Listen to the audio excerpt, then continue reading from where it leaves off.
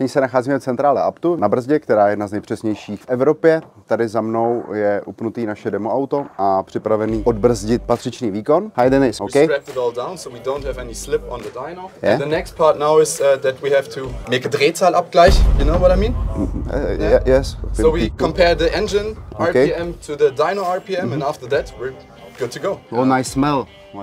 I smell money. We can pump a lot of air into it, and so it gets really cold. Yeah, you can get about like 90,000 cubic meters of air inside of it, so you cool down all of the car. Konkrétně RS3 je velice citlivá na to, v jakém prostředí, v jakém environmentu probíhá to měření výkonu. Je tady opravdu dbán zřetel na perfektní chlazení, tudíž měření není ničím zkresleno.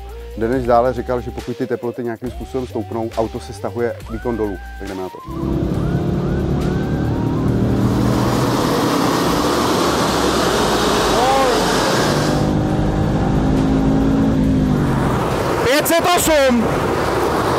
Pocity nejvíc, protože 665 Nm a 508 koní a to všechno se zárukou Audi. Čest. Thank you. You're welcome. Yeah. Congrats to your number. Oh, thank you. Tak následuj, ať nepřijdeš o další projekt, dej like a zvoneček. OK, tohle schovej, to se zarámu a přibiju to nějakým čukům na hlavu.